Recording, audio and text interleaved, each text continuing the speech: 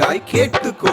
ராஜபோஜனம் வெறுத்தவன் சிங்கத்தின் கேபியில் ஜெபிப்பவன், அந்நிய தேவனை வணங்காமல் பரிசுத்தத்தை காத்தவன். நான் ராஜபோஜனம் வெறுத்தவன் சிங்கத்தின் கேபியில் ஜெபிப்பவன், அந்நிய தேவனை வணங்காமல் பரிசுத்தத்தை காத்தவன். இப்படி அண்ணா இப்படி